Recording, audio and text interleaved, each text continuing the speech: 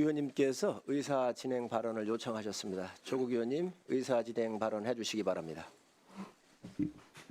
인사청문회를 제대로 수행하기 위해서 두 가지 점이 저로서는 납득이 되지 않아서 문제를 제기하려고 하는데요. 첫 번째는 김영은 후보자 측에서 개인정보 부동의, 국가안보 등을 이유로 답변 자료 제출을 거부를 했는데 거부에 대한 규정과 근거가 표시되어 있지 않습니다. 그리고 후보자가 무엇을 부동의했는지에 대한 요구도 거부하고 있고요. 두 번째, 매우 이 점에서는 저희가 좀 불쾌한 점이 하나 있습니다. 후보자 인사청문회 준비팀이 있는데 준비팀 명단 제출을 안 할 뿐만 아니라 전화번호를 저희한테 줬습니다. 전화번호가 748-4940인데요. 지금 걸어보시면 결번으로 나올 겁니다. 계속 결번 상태입니다.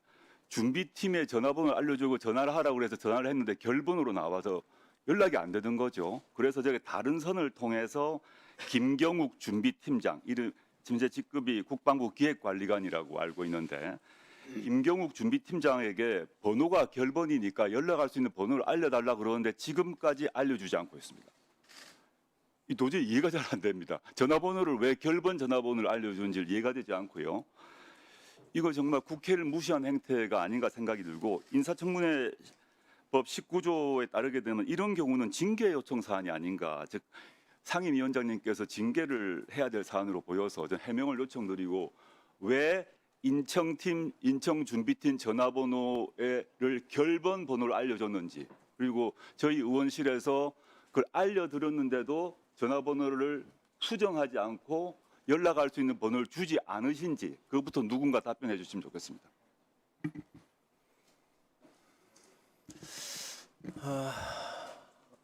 조국 의원님 하나 좀 물어보겠습니다. 그 결번이 되어 있다라고는 거를 언제 확인하셨습니까? 그러면 어제 확인하셔서 어제 통보를 하셨나요? 그러니까 그 결번이라고 하는 걸 언제 확인하셨냐는 거죠. 금요일 날 확인하셔서 저쪽에 인사청문팀에다가 통보하신 거는 금요일 날 통보하셨나요? 그러면은 그게 결번을 혹시 전화번호를 주고받는데 틀릴 수도 있지 않습니까? 그렇게 됐을 경우에 다른 나이는 없었나요? 그 국방부 협력관이라든지 다 있으셨는데 그렇게 연락을 안 해주셨나요?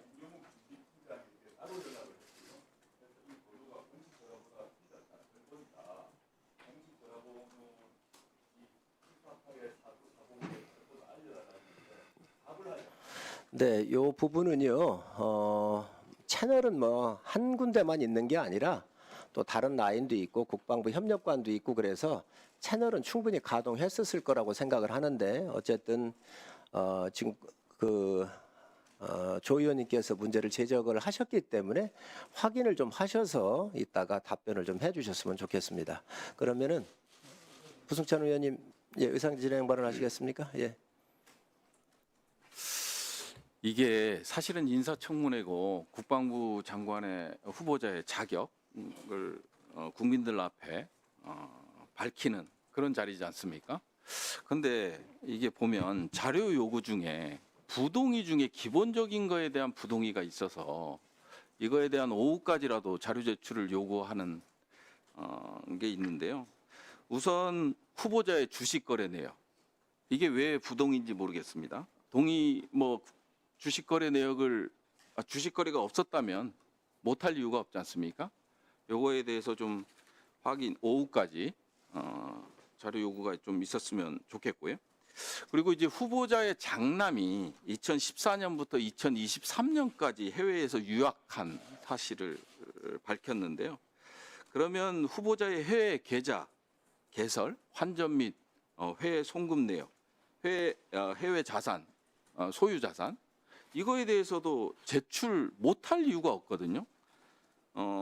이게 국세청, 국감원, 금감원, 보건복지부, 대한적십자 등 10개가 넘는 기관에 대한 자료 제공 동의를 다 하면서 이 두 부분에 대해서 왜 미동의를 하는지 좀 궁금하고요. 그래서 오후까지 이거에 대한 자료를 제출해 주실 것을 요구드립니다. 네.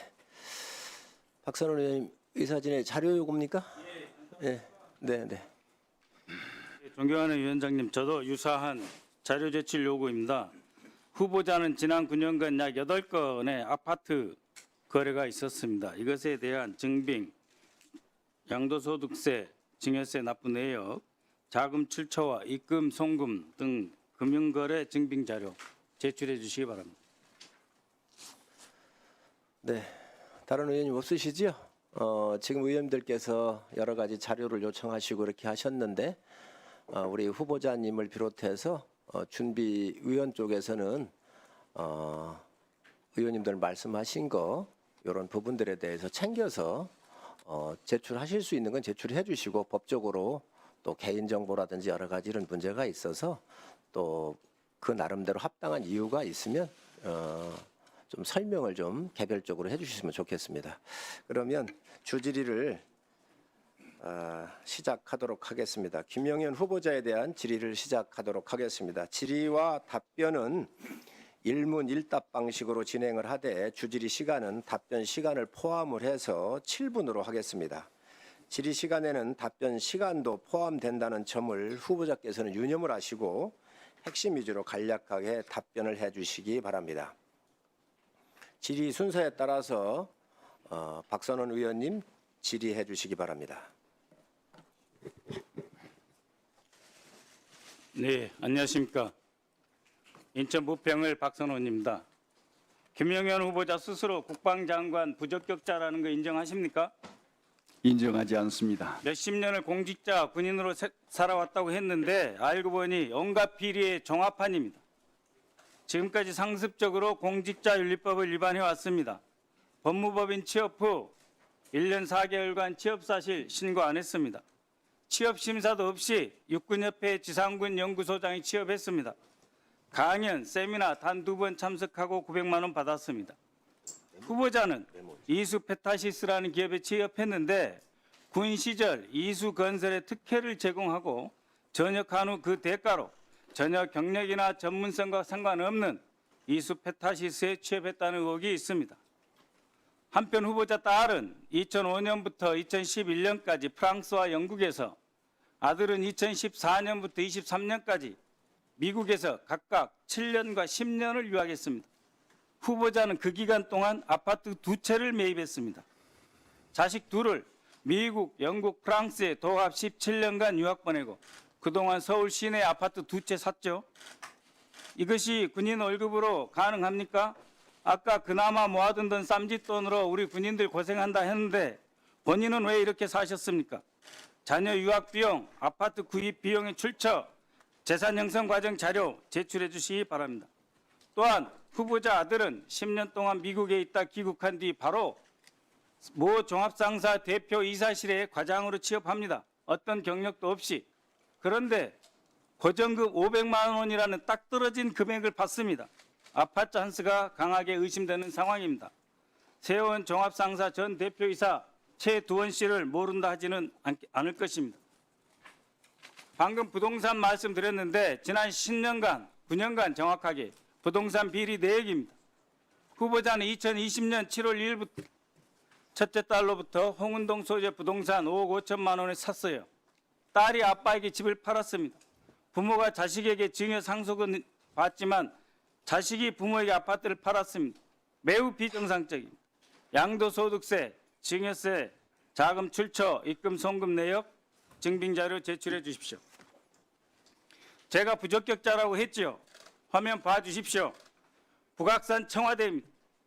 청와대는 북악산, 인왕산 등 자연 엄폐물의 구실로 유사시 대통령의 생존성, 경호처장이 가장 중시하는 대통령의 유사시 생존성을 극대화하는 천혜의 지형에 자리 잡고 있었습니다.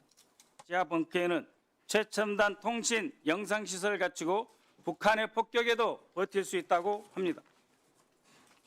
그런데 후보자가 대통령실 용산 이전 주도했죠. 무방비 밀집 노출, 직경 255m 안에 대통령실, 국방장관, 합참의장 근무시설 함께 있습니다. 핵무기도 필요 없죠. 이 정도면. 북한이 무수히 가지고 있는 재래식 탄도미사일 몇 발이면 대통령실 국방부 합참이 초태화될 수도 있습니다. 김영현 후보자는 시작부터 대통령의 생존성을 스스로 위협하는 경호처장이 대통령 생존성을 위협해요. 자격이 없었습니다. 원래부터. 보십시오. 무방비로 노출된 대한민국 전쟁 지휘부 어디서 살고 있습니까?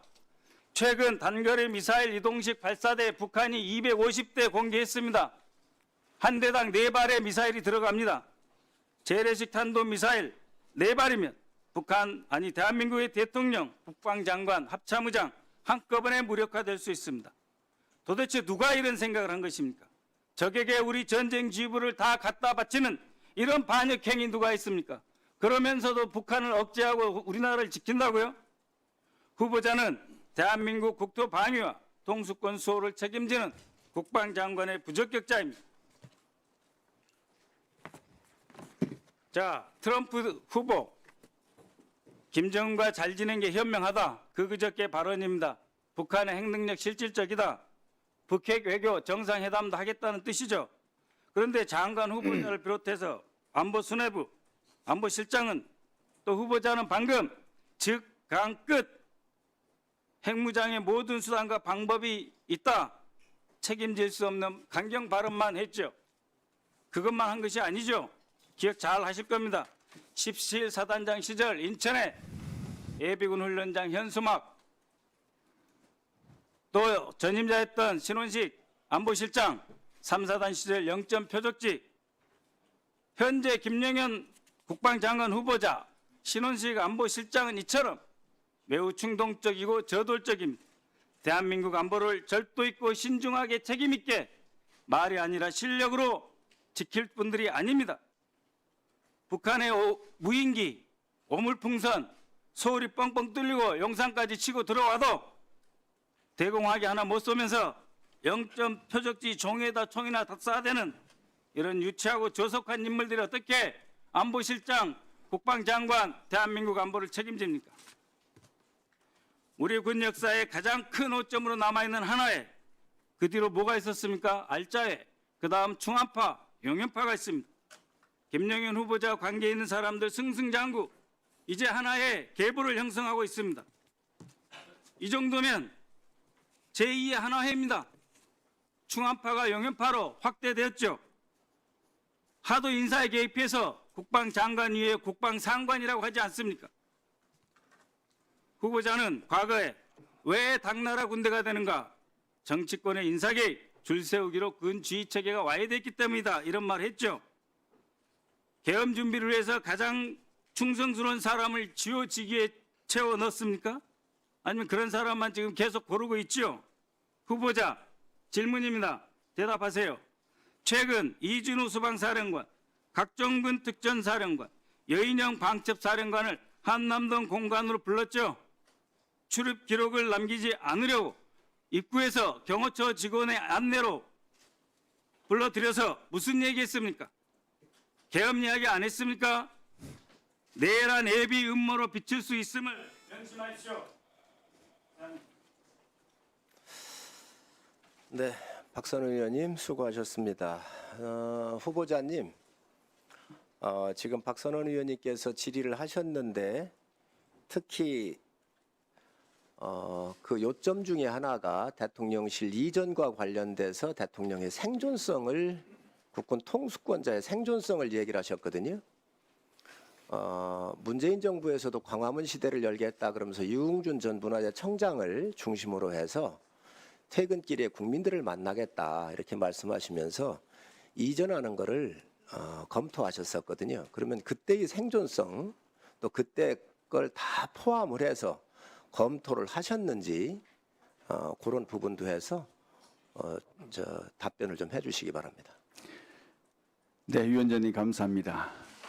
답변 드리기 전에 우리 박선원 의원님 말씀 동의할 수 없습니다. 대부분이 사실이 아닌 것을 가지고 여러 가지 선동적인 말씀하시는데 이 자리는 선동하는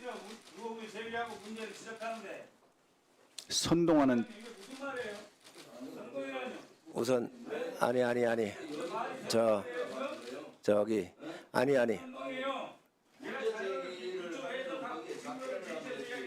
아니 답변을 계속 하시지요. 예, 선동하는 자리가 아니라 청문회 그야말로 듣는 자리입니다.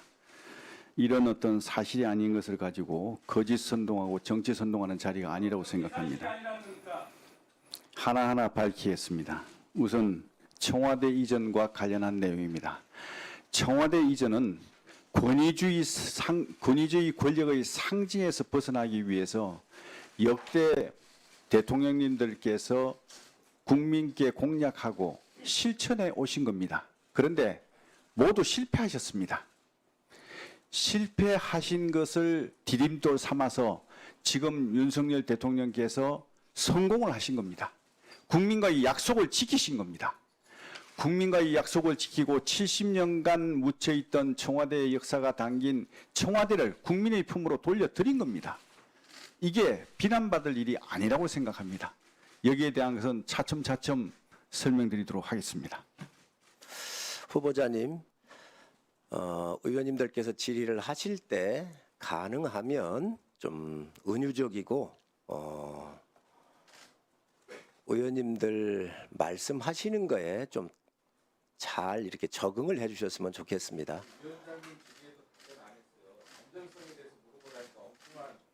아니, 황 의원님, 그래서 여기는 또 의원님들께서 묻는 자리이기 때문에 가능하면 좀 톤을 좀 낮추시는 것도 하나의 방법일 것 같습니다. 그래서 아닌 팩트에 대해서는 소신껏 말씀하십시오. 예. 그러나 언어의 선택에 있어서는 좀 부드러운 말씀을 써주시면 좋겠습니다. 다음은 유영은 의원님 질의해 주시기 바랍니다. 위원장이 질의해도 답변을 안 하는 후보자가 어디 있습니까? 위원장이 질의하셨는데 답변 들으셨어요 지금? 이래가지고 어떻게 다른 위원들이 질의를 해요? 위원장이 그거는 얘기하세요. 위원장이 아니, 그냥 가만히 좀 계십시오. 제가 사회를 보고 있으니 그리고 여야 의원님 그 누구를 떠나서 제가 공정하게 할 겁니다. 그래서 아마 타이밍이 되면 제가 질문을 했으니까 후보자께서 대답을 하시지 않겠습니까? 의사 진행 발언은 가능하면 좀 자제를 해주시지요. 오늘 아까 야당 의원님들 의사 진행 발언 3분 또 드렸습니다. 늦게 들어오셨는데 그러니까 간사님 조금만 좀 계시고요. 지금 아이 좀 가만히 좀 계시고요.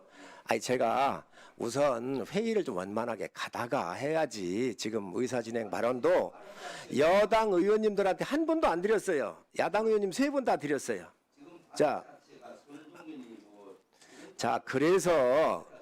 그래서 제가 말씀을 드렸잖아요. 무슨 사과입니까? 그거는 후보자가 판단하는 기준이 있는 겁니다. 그래서 한 건데 답변하는 것까지 위원장이 좀 부드럽게 얘기해달라고 얘기를 했는데 그걸 가지고 또 얘기를 하고 그러면 안 되지 않습니까? 유영은 의원님 질의해 주시기 바랍니다. 후보자님, 자녀 중 장녀는 프랑스와 영국에서 7년, 장남은 미국에서 10년 유학하셨는데 장남은 군 복무 기간을 제외하더라도 약 8년간 유학 생활을 했습니다. 장남을 위해서 생활비나 학자금을 매년 얼마씩 지원했습니까? 우리 아들이 다닌 학교에 학비가 그렇게 많지 않아서 그렇게 부담되는 돈은. 근데 그에 대해서는 왜 자료를 제출하지 않으십니까?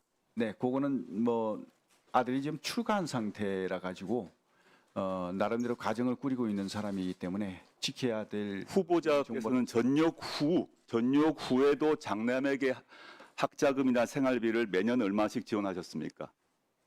그렇게 많은 액수는 아니었다고. 지원하신 거는 맞죠? 근데 얼마씩 지원하신 밝히지 않으시고 있는 거죠? 자, 학비 말씀하시죠. 네. 맞습니다. 네. 후보자께서 공직생활하면서 신고한 재산 내역을 보았습니다. 네. 근데 유학생활 중에 장남의 재산은 큰 변동이 없었고 그렇다면 후보자의 지원이 있었을 걸로 보입니다. 8년 동안. 그런데 후보자께서 2018년에 장녀에게 홍은동 모 아파트 매입 자금을 증여했고 증여세 납부하셨죠. 네, 맞습니다. 그런데 얼마를 증여했는지 증여세는 얼마를 냈는지 자료 제출하지 않으셨죠. 않으셨습니다. 네. 왜 하지 않으셨습니까? 이 증여와 증여세는 공식적 기록인데 본인 동의만 있으면 증여 액수와 증여세 액수도 우리가 알 수 있는데 왜 하지 않으셨습니까? 그 부분은 다 공개가 돼 있을 텐데 자료 제공이 오인이 안 됐다는 게 제가 이해가 안 가는데 확인해서 다시 제가 보내드리도록 하겠습니다. 네, 좋습니다. 9천만 원 증여에 대한 증여액을 세금을 낸 걸로 기억하고 있습니다. 알겠습니다. 네. 2017년 11월에 전역하실 때 신고한 후보자와 배우자 재산은 6억 6천. 근데 2022년 5월에 후보자와 배우자가 신고한 재산은 14억 3천입니다. 전역 후 4년 5개월 동안 기존 재산의 2배인 7억 7천만 원이 증가했습니다.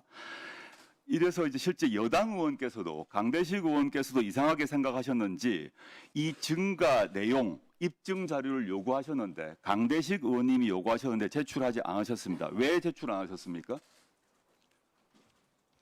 그 자료를 저는 다 제출한 걸로 알고 있는데 제가 확인해 보겠습니다. 그리고 그 부분은 제가 지금 구두로 아니 그건 나중에 주시고요. 그러면 제출하셨다는 네네. 말입니까? 제가 확인해 보겠습니다.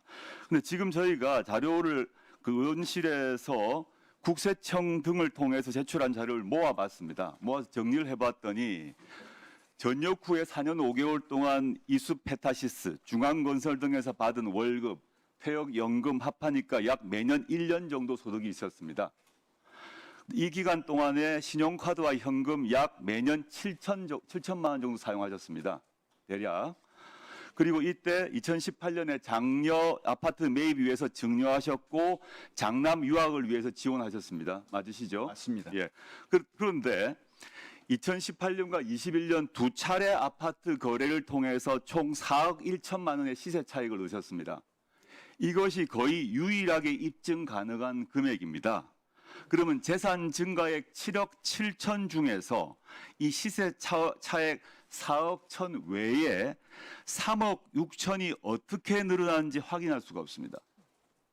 3억 6천의 증가의 부분에 대한 기록이 없다는 것입니다.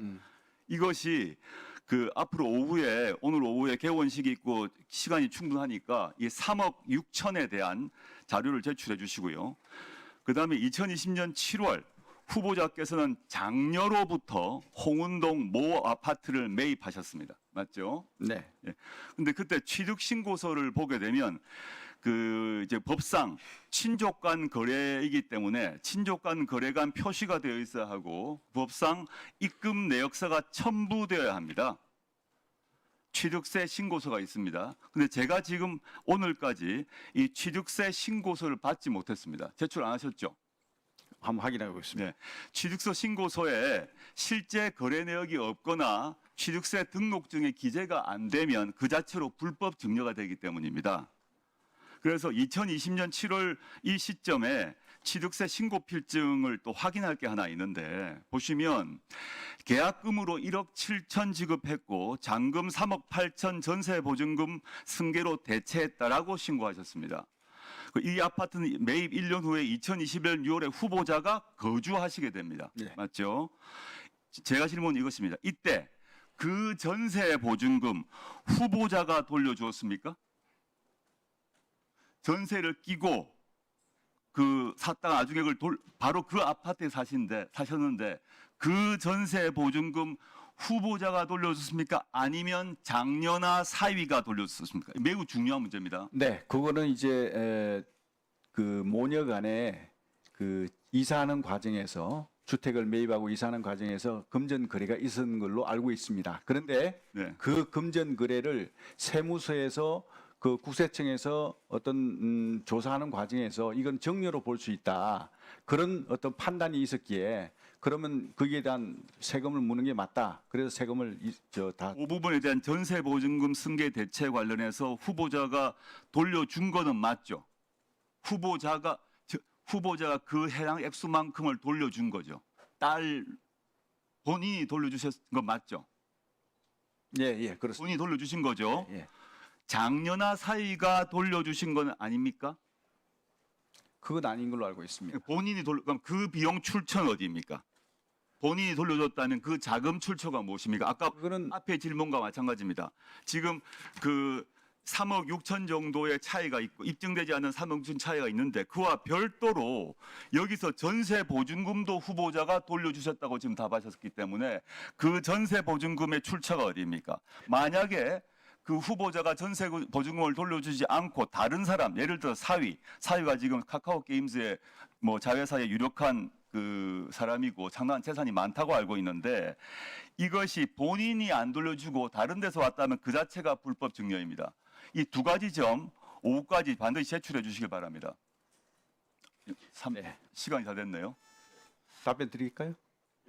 그거 관련해서는 이제 그 자금 내역이 제가 전역을 하면서 퇴직금도 있었고요. 그리고 퇴직금 플러스 해가지고 군인 공제가 이제 저희 끝났기 때문에 그 자금을 이제 받았습니다. 그래서 그런 자금들이 다 거기에 이제 포함이 된다고 저는 생각합니다. 예.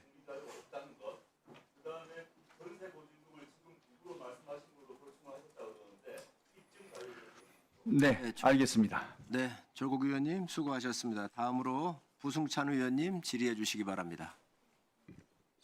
예, 용인시병 네. 조승찬입니다.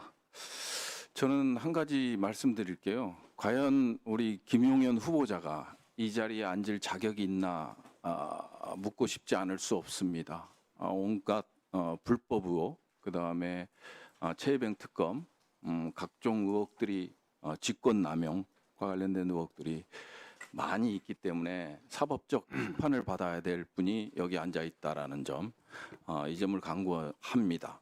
그리고요, 또 한 가지는 뭐냐면 그 우리 김용현 후보자는 원래 전역하고 나서 민주당 지지 성향을 갖고 있었습니까? 국민의힘 지지 성향을 갖고 있었습니까? 저는 누구보다도 잘 아시지만 가장 그 참 제가 전역 후에 많이 이렇게 그 의지하면서 했던 분이 안규배 의원님이십니다. 안규배 의원님이 일성이 뭐냐? 안보는 여야가 없다는 겁니다. 네, 알겠습니다. 안보에 예, 여야가 있어서는 안 된다는 겁니다. 그 후보자님이요, 2015년 12월 31일부터 2024년 5월 10일까지 10차례에 걸친 부동산 거래가 있었어요. 네, 인정하시죠? 통상적으로 부동산 거래를 하면 계약서가 존재하죠. 계약서가 존재하죠? 네, 당연히 있을 것 같습니다. 그거는 대통령실 이전도 마찬가지 아니에요? 그죠? 글쎄, 그거하고 비교하는 건 적절치 않다고 생각합니다. 무규재산법이 있잖아요. 네, 사용 승인을 어디서 받죠? 그것은 국민과의 약속을 지킨 것이지. 아니, 성인을 저는 받는 게 법을 아닙니다. 얘기하고 있잖아요. 지금 어디서 받냐고 묻고 있는 거예요. 뭐 국민과의 약속이면은 뭐 북한 체제도 올바른 거네요. 국민과의 약속이니까. 대통령 이전을 법으로 한 게 아니지 않습니까? 아니, 과거에 문재인 대통령은 그러면 아니 광화문 이전을 법으로 했습니까? 잠깐만요. 아니지 않습니까? 지금 그럼 법을 지켜서 한 건 하나도 없다. 이전 자체에 대한 결정을 그렇게 했다는 겁니다. 아니 그러면 그 이전 이전과 과정에서- 과정과 관련돼서 법은 뭘 준수한 거예요? 그 관련해서 이제 재산 이전이라든지 이런 것들은 다 법에 의해서 했다고 생각합니다. 자, 그러면 국유재산관리법상에 네. 사용 승인일이 있을 거 아니에요? 네, 기재부에서 승인해 주죠? 그런 걸로 알고 있습니다. 7월 5일 날 승인했어요? 네, 여기 기재부에서 답변 온 거 보면 사용 시점에 대해서는 법령상 별도로 규정하고 있지 않으나 통상 사용 승인 이후 사용이 가능한 것으로 판단됩니다. 마찬가지예요. 민간법이나 전세 계약이 됐건 부동산 거래가 됐건 국가법이 됐건 법 절차를 따르는 게 맞는 거 아니에요? 그죠? 네. 네, 맞는 거고요. 그러면 자, 이 대통령실 이전과 관련되는 거는 국가 중요 정책 결정 과정이죠. 네, 그러면 이제 헌법상에 이제 명시된 게 있잖아요. 그죠? 문서로서 행한다. 국무회의 의결사안이다. 그러면 인수위 신분이었어요? 인수위였어요? 그러면 당연히 법 절차를 따지면 헌법에 근거했을 때는 국무회의에 문재인 정부 국무회의에 공문을 보내야 되는 게 맞는 게 아니에요? 말씀하시죠. 예, 맞는 게 아니냐 묻고 있어요. 네, 인수위에서 필요한 절차를 밟고 공문을 보낸 걸로 알고 있습니다.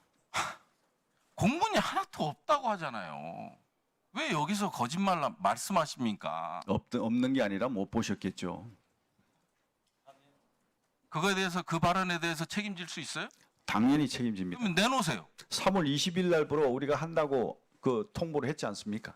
그래서 국무회의 의결이 났어요. 국무회의 의결 요청을 해야 되는 거 아니에요? 제가 말씀드렸지 않습니까? 대통령실 이전은 국민과의 약속을 지키는 것이고 아니 국민과의 약속 그 이후에 하지 말라고. 그 이후에 우리가 모든 하고 법 있는 게 절차는 아니잖아요. 지금 법을 위반한 걸 얘기하고 있어요. 헌법 82조를 위반하고 헌법 89조를 위반하고 국방 군사시설에 관한 법을 위반하고 국가재정법을 위반하고 국유재산관리법을 위반하고 지금 그 얘기를 하고 있는 거예요. 그 중에 하나라도 법을 준수한 게 있냐고 여쭤보는 거예요. 그 자, 부분은 다음 슬라이드. 자, 출입 기록과 관련돼서 잠깐 여쭐게요. 김용현 후보자 국방부 출입 기록이에요. 2022년 3월 15일 날 김용현 후보자가 국방부로 출입했어요? 이때 혼자 왔어요? 아닙니다. 그때 그 이전 TF 의원들 같이 갔습니다. 그러면 국방부 출입 기록을 요구하는데 우리 김용현 후보만 있어요. 다음 슬라이드. 이게 부대 관리 훈령이나 정부청사 출입 보안 지침을 보면 손님이라고 기록을 해요? 아니 국방부 부대 그다음에 공무원 정부청사 출입 보안 지침을 보면 손님으로 기록해요? 본인이 손잡고 가면 손님이면 간첩도 들어갈 수 있는 거예요? 야, 이거 완전 조직적 은폐잖아요. 신원 확인하게끔 돼 있잖아요. 국방부 관리훈령 제84조에 따르면 같이 들어간 사람이 손님이야. 이게 국방이에요? 동의하지 않습니다.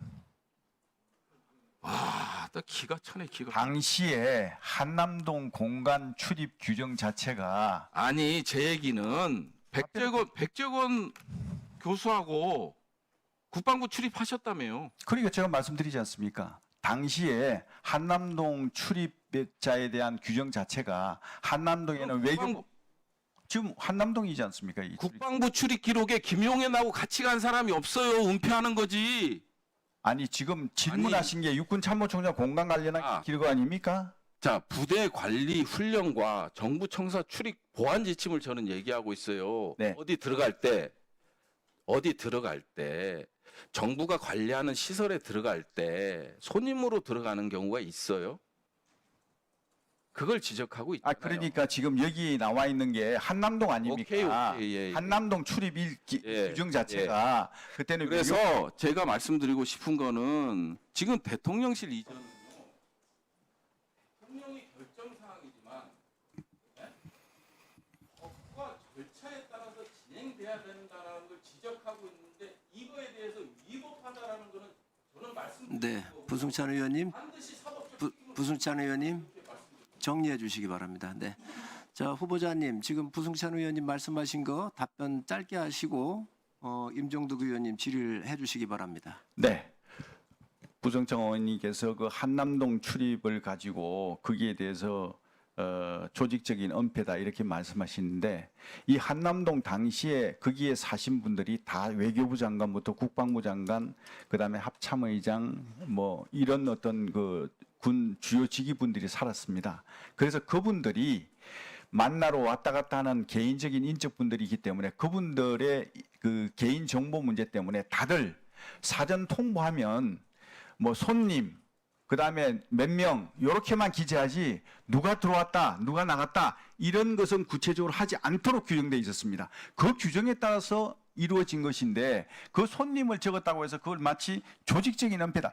이거는 사실관계가 잘못된 것이다. 국방부도 물어봤잖아요.